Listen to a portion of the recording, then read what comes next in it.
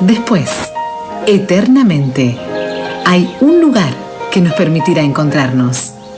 Perpetual, donde perduran los vínculos.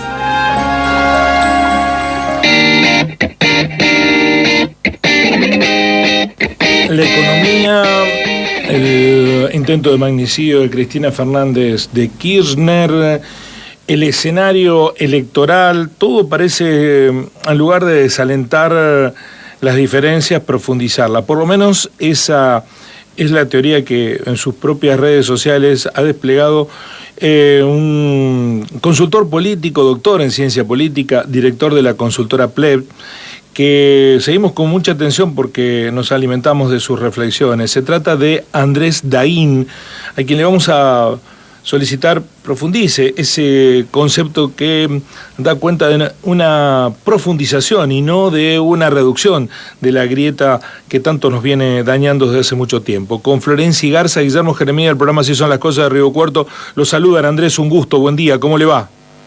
Hola, buenos días, ¿cómo están? Muy bien, muy bien. Muy bajo, si me pueden subir un poquito mi retorno, les agradecería. Ahí vamos a tratar de mejorar el retorno cuando nos dé un comprendido de que eso ocurrió. Vamos con la primera pregunta, Andrés, ¿se está recibiendo un poquito mejor? Sí, ahí mejor un poquito. Bien, vamos a tratar de mejorar aún un poco más. Andrés, usted alimenta la idea, la teoría de que cada vez se profundiza más la grieta. Sí, no sé si se profundiza, pero ya la misma repetición, la misma persistencia de la grieta ya va generando cada vez más efectos, ¿no? Claramente, y me parece que me da la sensación de que con el intento de magnicidio se dio un salto cualitativo muy importante en esta dinámica de polarización en Argentina y todo hace pensar que la grieta cada día más se ubica como algo que tensiona la misma democracia, ¿no? Porque lo que viene pasando en Argentina, que es lo que viene pasando en la región y lo que viene pasando en buena parte de los países democráticos liberales, occidentales, es una profunda radicalización de las derechas, ¿no? Pensemos lo que pasó con el Capitolio de Estados Unidos, pensemos figuras como Bolsonaro en Brasil, ¿no? Y así podemos seguir enumerando, o Vox en España, o Jean-Marie Le Pen en Francia, la hija de Le Pen en Francia. Hay una clara radicalización de las derechas en el mundo, podríamos decir, y en Argentina claramente también tenemos la figura de los libertarios, y eso es un fenómeno importante. Lo que pasa es que también lo que uno no puede perder de vista es que los sistemas políticos son sistemas, y los sistemas implican elementos que interactúan. Entonces, que la derecha se radicalice va generando efectos en esas interacciones con los otros elementos del sistema político, del sistema de partidos en Argentina. Y lo que viene pasando particularmente en nuestro país, creo que de la mano de esta radicalización de la derecha, o en la medida que esa derecha se va radicalizando, lo que sucede es que van corriendo el eje de la discusión, van corriendo el centro del debate político cada vez más hacia la derecha. Y lo que viene pasando en Argentina, particularmente en el peronismo kirchnerista, bueno, son gestos de clara moderación, ¿no? Son gestos de claro corrimiento hacia el centro. Pensemos desde la candidatura de Naim Scioli a la candidatura de Alberto Fernández. La candidatura de Alberto Fernández es un gesto de moderación política, sin lugar a dudas. No puso como candidato a alguien de lo que se podría denominar o lo que se denomina casi despectivamente el núcleo duro kirchnerista, ¿no? Y esto termina, y este proceso encuentra un punto muy importante, un punto culmine, podemos decir, con la designación de Massa como ministro de Economía. Massa es parte de la ancha, era representante de esa supuesta ancha avenida del medio, era alguien de centro, era alguien claramente moderado en relación al kirchnerismo hace 10 años atrás, por ejemplo, ¿no? Y el kirchnerismo termina apoyándolo y promoviéndolo. Sí. Usted lo que dice entonces es que no importa cuánta moderación haya, sino lo que importa es profundizar las diferencias. Usted menciona en su ponencia que una política dedicada a la construcción de un abismo con el otro es contraria a la democracia. ¿Ergo es golpista lo que está ocurriendo? Bueno, es que la palabra golpista refiere, ¿no?, a unas élites. Es como un término que caracteriza la actitud de ciertas élites económicas, políticas, sociales, ¿no? Lo que se está produciendo es un abismo con el otro, y eso tiene que ver con cómo se radicaliza la derecha, porque la derecha se podría radicalizar de muchas maneras diferentes, pero lo está haciendo de un modo singular. ¿Y cómo lo está haciendo? Lo está haciendo a partir de la promoción de los discursos de odio, exacerbando, ¿no?, el odio hacia el otro, el odio hacia los demás. Y cuando el otro, cuando yo odio al otro, cuando se odia a los otros, bueno, difícilmente se pueda discutir, se pueda conversar. La democracia consiste en la discusión política, en el debate político entre personas que piensan relativamente distintas, pero que la conversación lo que hace, el diálogo lo que hace, es legitimar al otro. Es decir, cuando yo dialogo con otro le estoy diciendo, tenés derecho a pensar distinto, ¿no? Pero cuando yo no odio al otro y no dialogo con otro, le estoy negando esa posibilidad de pensar distinto, y lo que es peor, considero que ese pensamiento distinto es irracional, es inmoral, es inescrupuloso, es insensato, y por lo tanto la única alternativa que me queda ahí, si quiero solucionar de raíz el problema, pareciese que no me queda más alternativa que buscar la eliminación física de ese otro.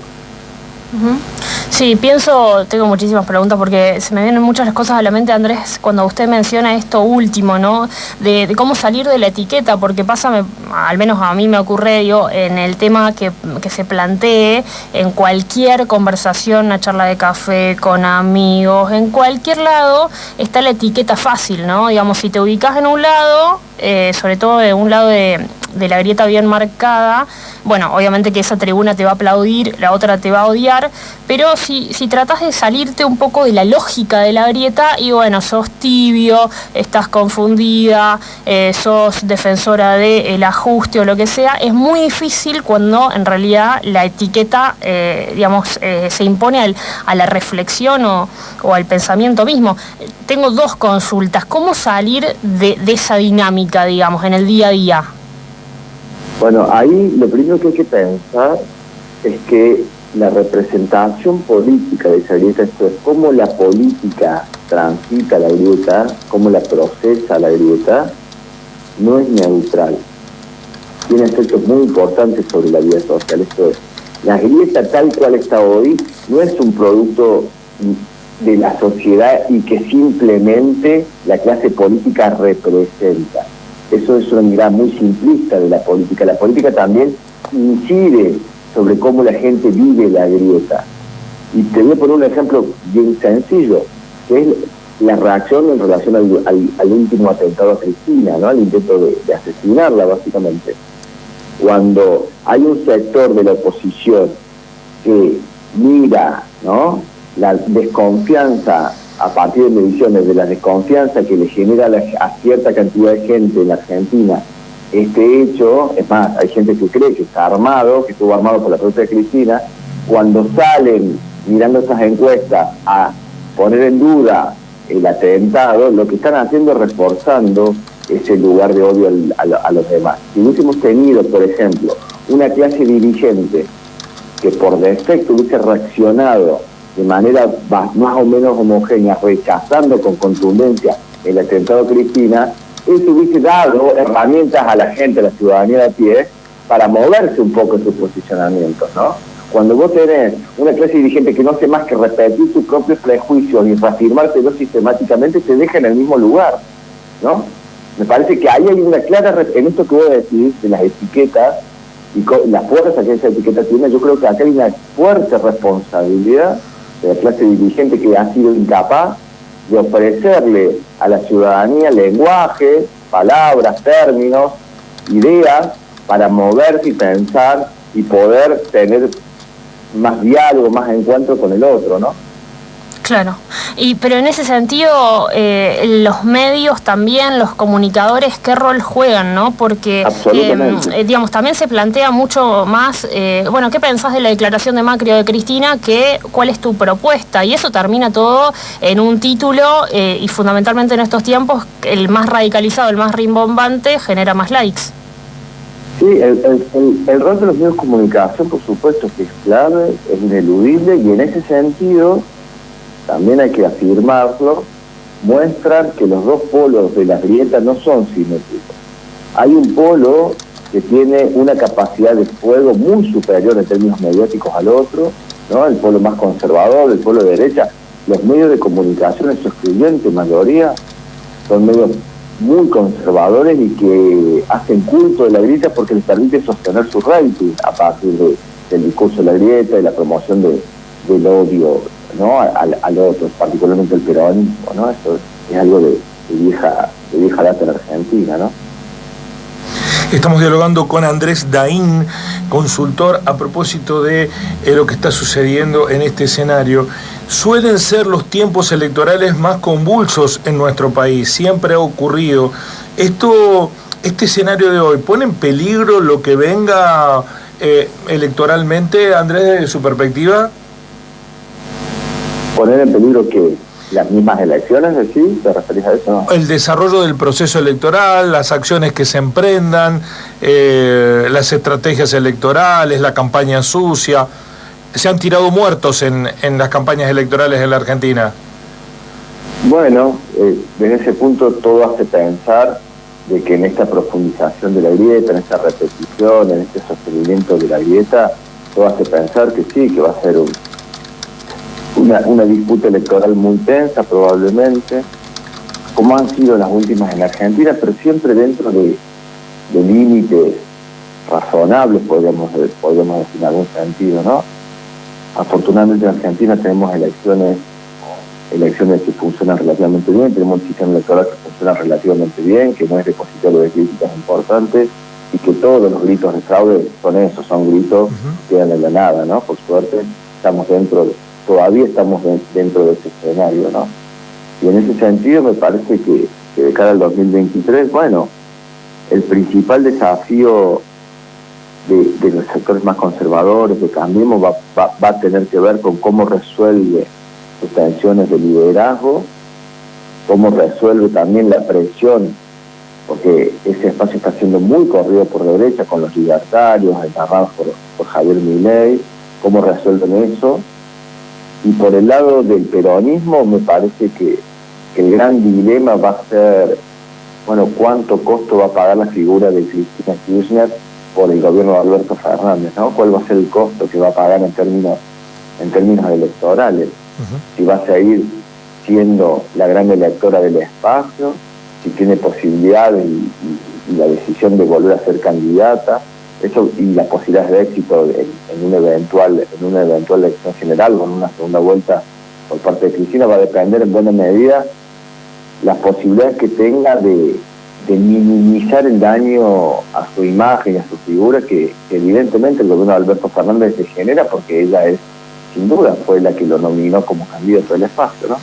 Andrés, lo último, para quienes intentamos no involucrarnos en el alimento de la grieta ni el del discurso de odio, ¿eso se puede? ¿Hay Corea del Centro? ¿Hay un camino equidistante para no alimentar la grieta?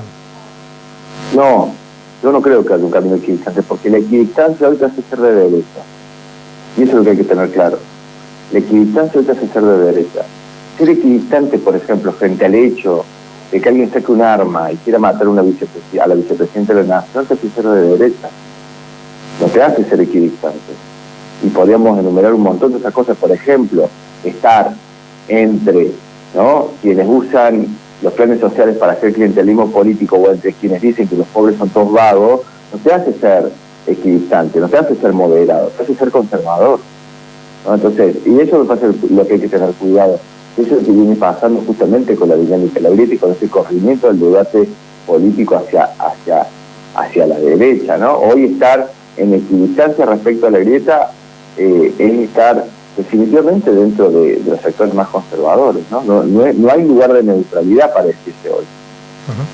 Es interesante, ojalá que nos demos cuenta del daño que eso está produciendo, aunque hay una máquina todos los días que se levanta para alimentar a la grieta, el odio, y este estado de separación en una sociedad que necesita mínimos acuerdos para seguir avanzando.